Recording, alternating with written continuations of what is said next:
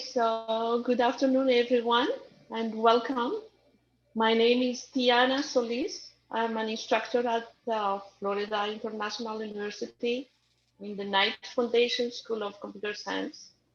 We just changed our name just last week. Yeah, it used to be School of Computing and Information Sciences, but now we have the Knight Foundation.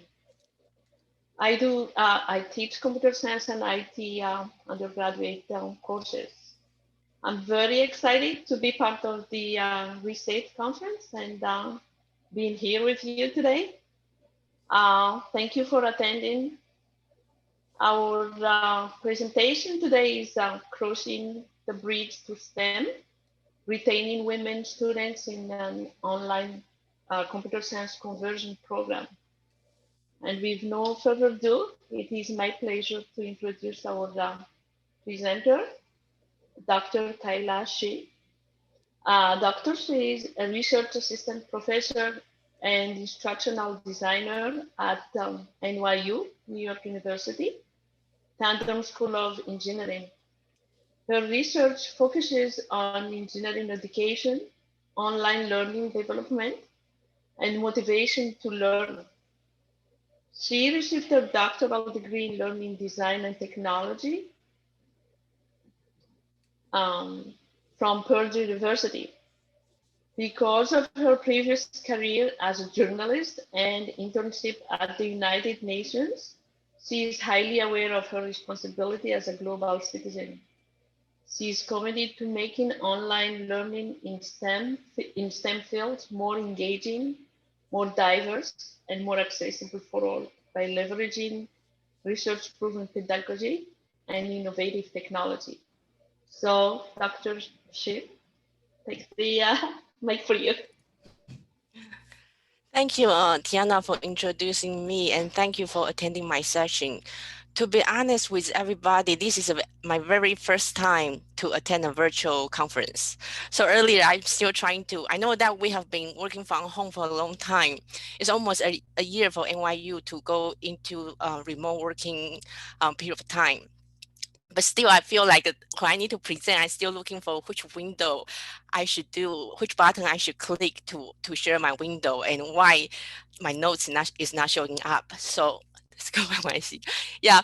So that's why I spent some time actually trying to set up my screen. Before we start, let me share my PowerPoint before I forget.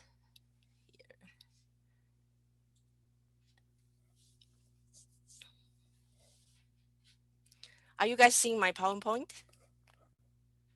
Yes? Yes, we do. Okay, thank you. So this presentation today is actually based on a research article we published last month on ACM TOCE. And I want to introduce my co-author first because he is not able to join us today. Professor Nasser Memon is the department head of Tandem Online, and he is also the vice dean for academics and student affairs. He cannot make it today, but he is actually the important figure in creating the conversion program at Tandem Online back to 2016. And for myself, I'm a researcher and also instructional designer at Tandem. One part of my job is to work with faculty to develop online engineering courses. The other part of my job is to conduct research about how to make online learning more effective. So after I joined on board in 2017, we start to work on some research projects to figure out how to make our online program better. So this article is one of the research we were working on. You can find it at ACM TOCE. But today my presentation here, I'm trying to do something a little bit different. I'm trying to make sure this presentation is actually more interesting than reading a research paper alone. So I decided to do something a little bit different here. As you can see our agenda, I actually pre-record some of the videos into a smaller chunk. And then we are going to watch this video together. And after each video, we have a brief Q&A session. So that way, I feel like I want to interact with my audience more. So I decide, every video after each video, we'll chat a little bit and then we'll go on. If the time permits, I will want to do a group discussion because I think you are here because you are interested in the topic. So is there, if there's chance for us to work together to talk about how do we make the STEM field more inclusive, I would like to learn something from you as well. So the full video we are going to watch today, the first one is a bridge program overview. It's very short video about our online CS conversion program. The second and the third video is about the data analysis process. And for this research project, I actually use a motivation theory to guide through our inquiry. And I don't know if you are familiar with that, but it's self-determination theory. So the third video will talk about this motivational theory. And then on the final video, we will talk about the implication. What do we learn from this study to inform us how do we improve our online program to retain women students? So if you have any question during the time you are watching the video, feel free to put that on the chat room. Stop screen sharing. So you guys are not seeing my window right now? Okay, all right. So if you have any question, feel free to type that in the chat room, and then I will answer then. And if you don't have any question right now, I'm gonna switch my window and then play the first video. Do we have any question now before we start?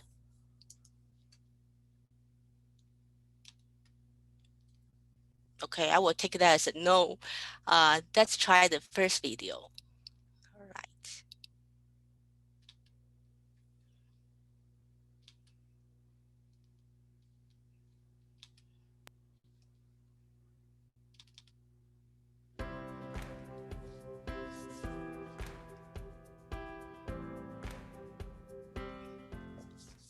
Our goal to have a bridge program is for students who have no prior computer science background to step into relevant computer science field. We start to offer the bridge in the summer of 2016. We basically combine 3-4 computer science courses, so the topics are comprehensive, as you can see on the screen. Students can pick either 17 weeks or 24 weeks to complete the program. This is a screenshot taken from the interactive modules. As you can see, the instructor's video is on the right, and then on the left, students are offered with opportunity to interact with the materials. The interactive online module is where students' learning experience starts. After this, they can attend live webinar to ask questions, and then they can go ahead to complete their homework assignment and tests. Over the past few years, we have seen how our Bridge program helps students like Kelly. After Bridge, she decided to pursue a master's degree in cybersecurity, and right now she is a cybersecurity consultant at EY. Here you can see another example from Lucia. She is coming from a social science background. After Bridge, she got a master's degree in computer science and then became a machine learning engineer at EZ. We want more success stories like this, and just like other online programs, we also face challenges such as a higher dropout rate. So we want to know how or what can we do better to support our students. We decided to look at the data accumulated from prior semesters to answer this question, which will be covered in the next video.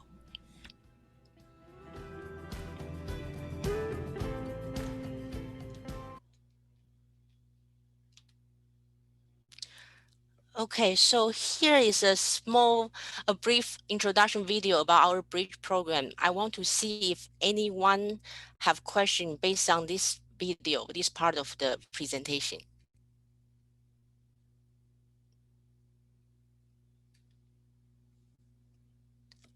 All right, let me wait for a few seconds. If not, I'm going to go ahead to play the second video.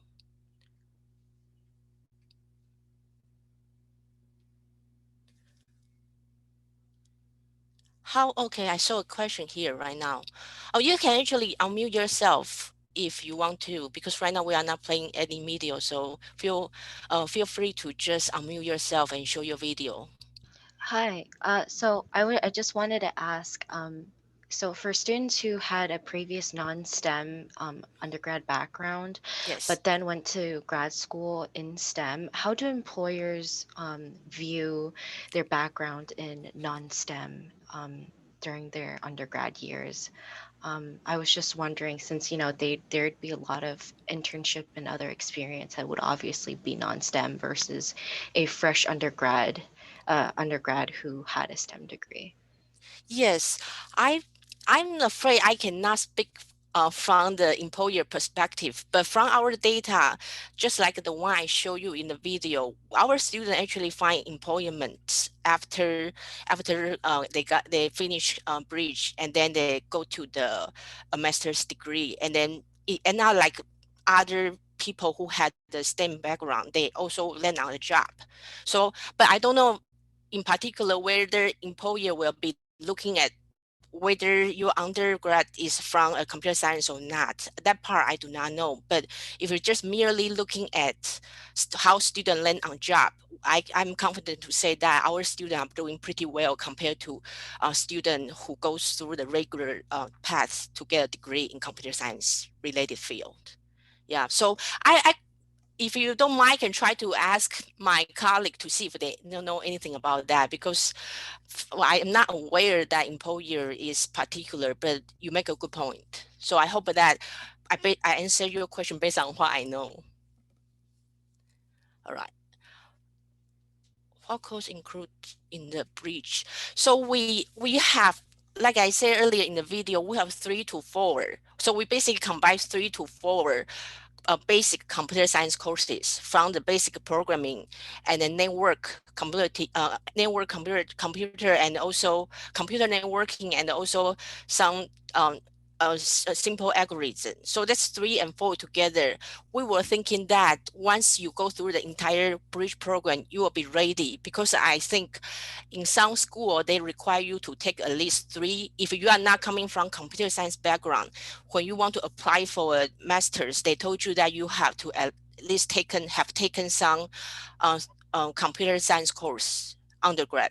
So our bridge is actually we create a bridge to fulfill that purpose. So we combine 3, 4 basic computer science courses all together. And once you complete a bridge, you are pretty much eligible for applying for a master's degree in computer science.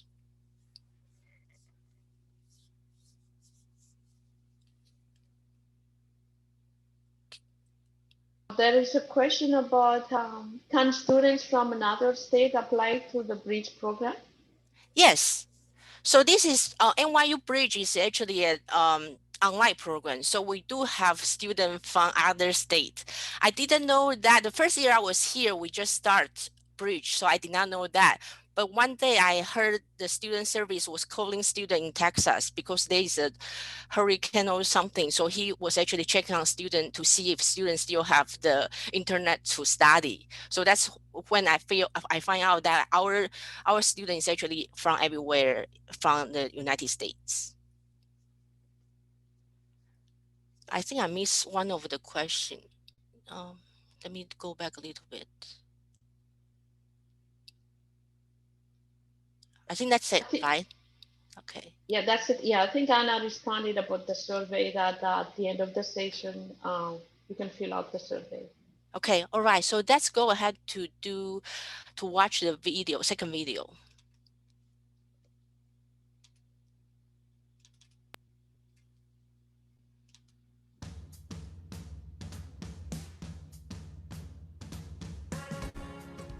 At this stage, we want to know how well students perform in the grad school after completing the bridge.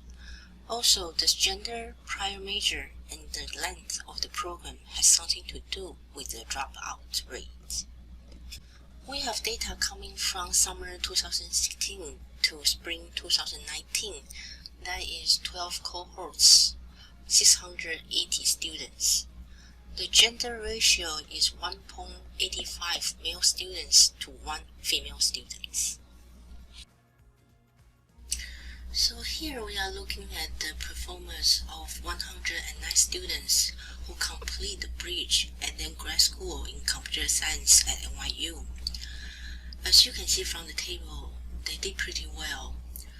We have 62 out of 109 students who received 3.0 and higher GPA in their grad school.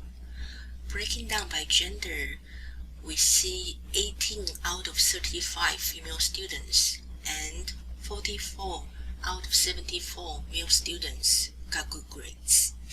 Next, we want to see if these two proportions here are equal. We perform a two-proportion z-test, and the result indicates that the difference is not significant. That is to say, there's no difference in male and female students' performance in their grad school. Now we turn the attention to students who did not complete bridge. Please note that the passing score is set as B+ and higher, which means if a student completes the bridge with a C, we still put him in the dropout, fail, and withdraw group in this study. The factors we analyzed in this portion are gender, prior major, STEM or non-STEM background, and the length of the program they enrolled in. We have some missing data in each variable, as you can see in this table. The table here provides the number of the DFW group under each variable. We want to know if any of this proportion is equal or not equal, which means the variable plays a role in students' DFW rate. For example, did female students drop out more than male students did? How about their prior background? Did students with a non-STEM background drop out more than students with a STEM background? At the beginning, our bridge program is 16 to 17 weeks, and then we want to help our students to manage their workload each week, so we spread the material into a longer version, which is 24 weeks. We expect to see the dropout rate to be lower in the 24 weeks program. Let's take a look at the calculation to find out the answers. Here we perform the two-proportion z-test on each variable. Because these are multiple comparisons, we reduce our p-value to 0.17 to be significant. So as you can see, only the difference in gender is significant, which means female students appear to drop out more than male students in our bridge program. We can also see that the prior major and the length of the program did not seem to affect the dropout rate. If anything, we actually see more people dropping out from the 24 weeks bridge. It is interesting to see that the gender difference we report in the DFW group was not found in the group of students who received a 3.0 and higher GPA in their master's program. This indicates that after female students overcame the challenge in the bridge, they had as much potential to do well in the grad school as their male cohorts did. So our next question would be, why do students drop out? In particular, based on our data, why do women students drop out? What can we do to keep them?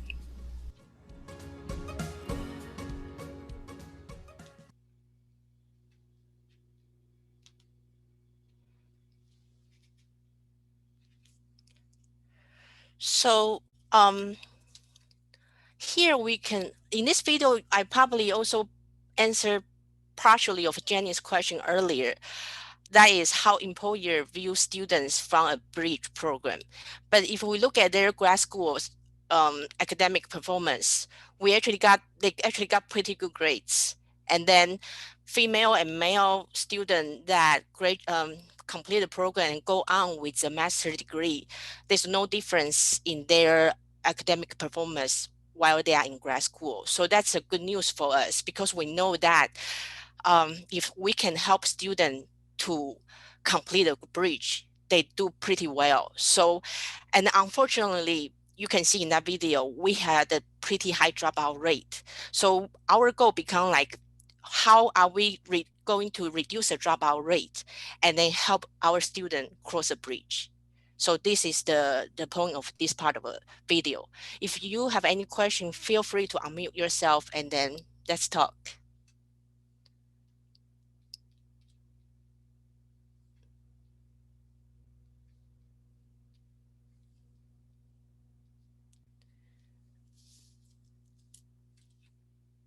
All right, look like everybody is okay.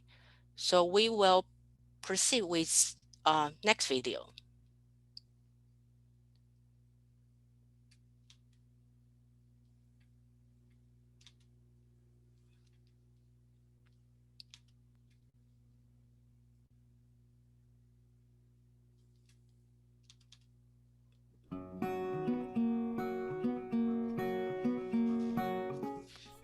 We are using self-determination theory to guide through the inquiry for this portion of our study. Self-determination theory is a motivation theory that has been validated in many research studies. The reason we pick self-determination theory is that rather than examining why students drop out, the underlying question might be why they lose their motivation to stay with the program.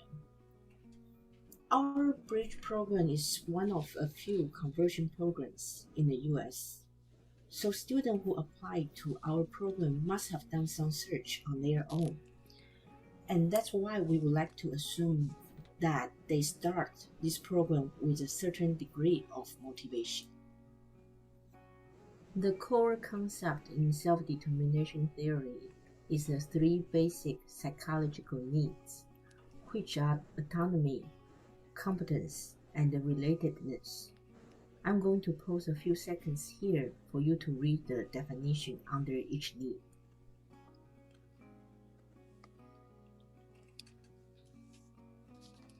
So in the SDT framework, supporting these three needs will promote motivation, which will bring about positive outcomes for an individual. Our research questions are, do students feel supported in these three basic needs while enrolling in Bridge? Is there a difference between genders and different groups? To answer our research question, we sent out a Bridge experience survey based on the SDT framework to our students.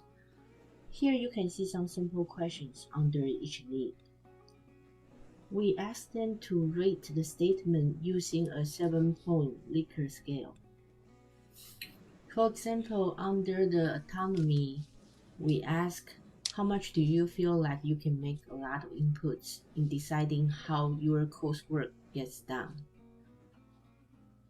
For competence, the statement is, most days I feel a sense of accomplishment from this course. Under relatedness, we ask, how much do you consider the cohorts in this course to be your friend? We also ask open-ended questions for students to elaborate their answers. In addition to the Bridge Experience survey, we also interviewed 3 female students. We talk about the challenges they encounter while studying Bridge. We also talk about how did they cope with the challenges.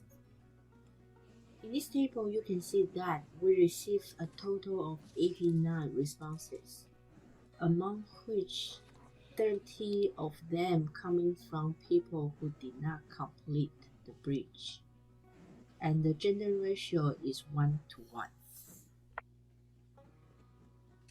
So we want to know if students feel differently in these 3 basic needs support. And here we are looking at the comparison between students who complete the bridge and the students who did not. We can see the mean score here for each need from the two groups. And the t-test indicates that the differences in means of all these three needs are significantly different. In other words, students who complete the bridge feel more satisfied in these three needs while enrolling in the bridge. Here we are comparing another group, which is between the male students and female students in the DFW group. We have only 9 males in the DFW group and 21 females. As you can see here, the t-test indicates that only the mean in relatedness is significantly different. Here we have another set of comparison, which is the female student who completed the program versus female student who did not. And then the t-test indicate that the difference is appear in competence and relatedness. So all these comparisons are telling us that our female students who drop out from the bridge are not satisfied with their need for competence and relatedness. Let's take a look at the results from interview and open-ended questions. We interviewed 3 students, and here on this table you can see their prior major, whether or not they complete the bridge, and the commitment they have while enrolling in the bridge.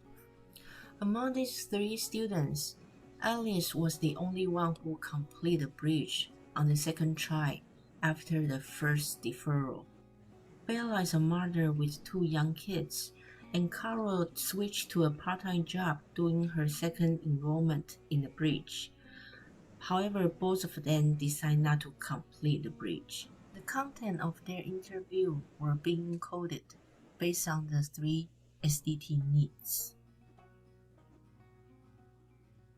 Okay, so here is a comment we place under the theme of competence.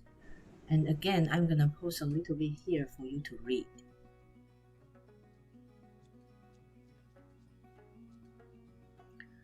We actually received several similar statements like this one from our interview and open-ended questions responses. You can see that students have concerns about their ability, especially when they compare themselves with the students who had the relevant background. However, if you remember my second video, in which the data tells us that having a STEM or non-STEM background makes no difference in the dropout rate. So the consequences of thinking like that is some students will not want to ask simple questions during the webinar, and some students will try to do more studies to catch up, but found it overwhelming. Here is another statement we place under autonomy, and again I will pause a few seconds for you to read.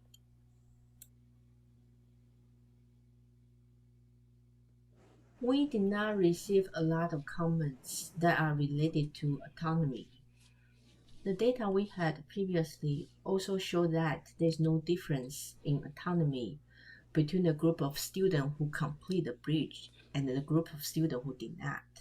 In the interviews, students also tell us that they know they need to take ownership of their learning, and the instructor have been reminding them about making time for study. So for example, that's why Carol decided to switch to a part-time job doing her second enrollment. We have a couple of statements for relatedness, and again I will let you read first. This statement is coming from Alice, the one student who completed the bridge among the 3 interviewees. She was talking about how she used strategy to promote her motivation and how she enhanced her belongingness in the program. Here is another statement on relatedness, in which students talk about what happened in her study group.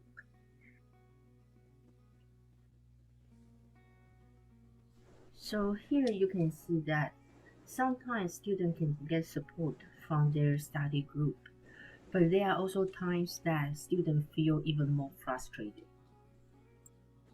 So in conclusion, having a study group can be a positive or negative reinforcement depending on what happened with your study group. And additional time is required for this type of social gathering. In this case, it becomes difficult for people who is busy to join a study group. For example, Bella has 2 kids, and during our interview, she indicates that she is aware that students are forming study group, but she just simply didn't have time to join. So in this part of our analysis, we understand that the women students who drop out from our bridge need more supports with their need for competence and relatedness. And in the next video, we are going to talk about how.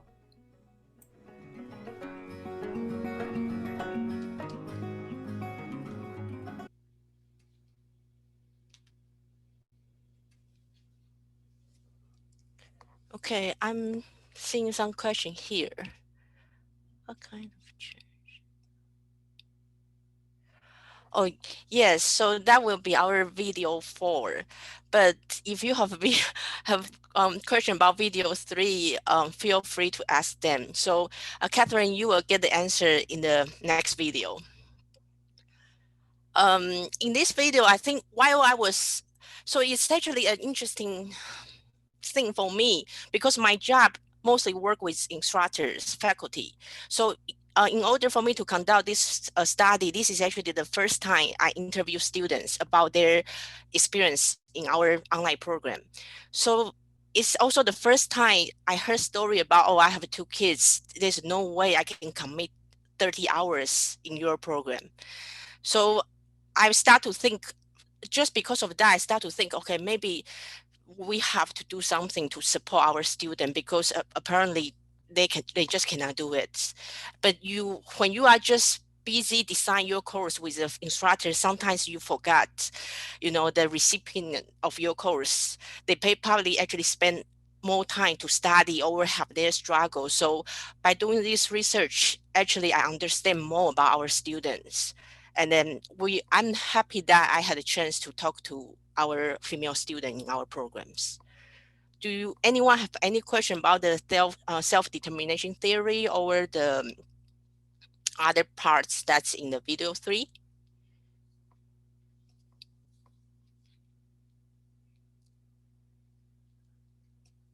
All right, let's go on to play the final videos.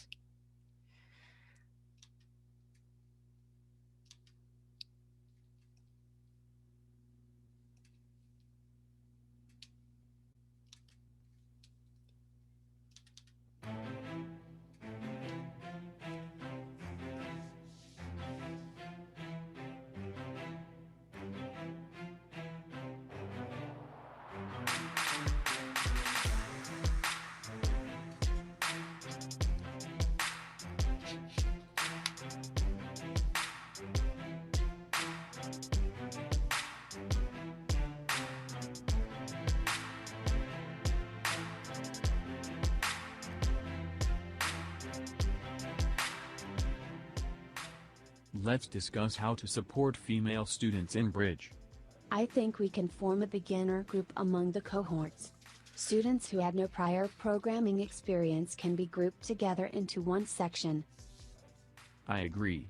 This might help reduce comparisons that bring about negative impacts on students' perceived competence, and thus encourage them to ask questions in the forum and live webinar that are dedicated to this group.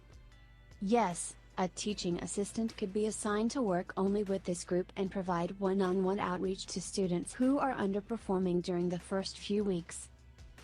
Good. Anything else? We could also separate some content from the existing program for a pre-Bridge Foundation course. This might reduce the feeling of being overwhelmed with a group of students who need more time to master the basics. This could be a 3 to 4 week course with content that is more beginner friendly. Yes, by doing this, students in this small-size beginner group might be able to connect with one another during the pre-bridge period and build a stronger community in which they can help or encourage one another throughout the rest of the program. Also, strengthen the connections among learning materials, homework assignments, and exams. By doing this, students might be more confident, knowing that doing well on homework assignments can be an indicator of better performance during the exams. Yes, we can do that. We can offer office hours that are structured in a more organized way. Students might send in their questions in advance, and the teaching assistants could then group related questions together to address them during the office hours. Sounds good. We can increase the diversity of teaching staff so that women students can have role models, which could increase their sense of belonging. Yes, we can do that. I will let you go back to the other 2 meetings. Based on our study, we know that an online conversion program like Bridge could be a viable pathway to produce future computer science professionals of diverse backgrounds. However, several modifications are needed to retain women students through promoting their needs satisfaction in autonomy, competence, and relatedness.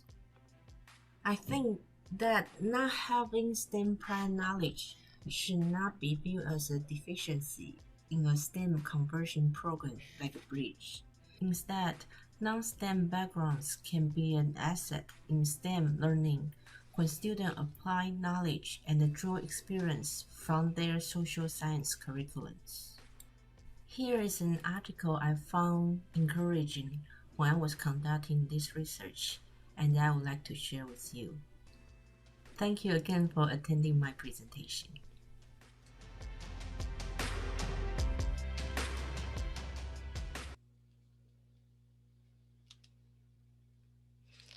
Okay, Well, no, go ahead. Yeah. go ahead. I was going to say that the floor is open for Q&A.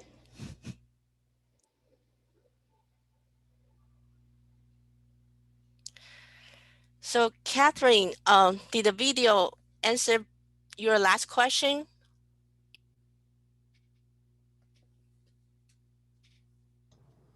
Yes, it did, actually. I guess I was a little bit ahead. You can predict the direction of my presentation. That's good. Yeah, I think the beginners group is a really great idea. And I wish there was something like that at my school and my program. Okay, all right. Yeah, so that idea actually came from an interview with a student, the only one student who passed the bridge, because she is the only one who passed. So I actually spent a lot of time ask her about her strategy, and then she told me that at that time I didn't know she actually drop out one time, like a deferral one time, and then come back. So she told me that she actually intentionally seek support. So she joined multiple study group, and then she's trying to look for a role model in the program. So unfortunately we don't have any female teaching staff in this program, but she find out that one of the TA is actually the bridge alum. So she told herself, if he can do it, I can do it too. So some of this idea is actually because of the interview. We have the idea, we feel like if we put the beginner together and pre-bridge and beginner together, they might be able to support each other better, because they are the beginner, and then they can stick together. They can if they can encourage each other throughout the program. Do I think female students feel pressure to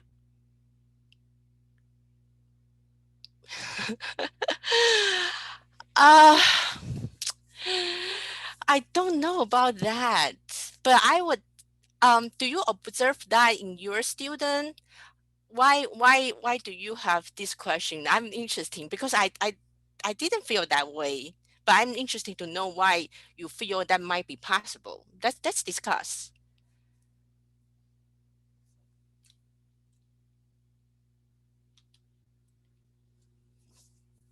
Did anyone else in this audience feel like a female student usually put too much pressure on themselves? Hey, how are you doing? It's Nelly the ACM teaching in computer science. And to answer your question, yes, definitely.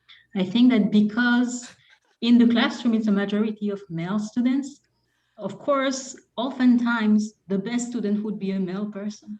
So when you are the only girl in the classroom, you feel pressured. You want to be equal with the males, and it means being the one of the best also. So I definitely see that, and of course it should not be that way. Yeah, so I think that may be possible then. So they take on too much pressure on themselves, so they end up they just sort of burn out. There's too much pressure. Okay, that might be possible. Thank you. Could I add to that? Yes. Sorry to interrupt.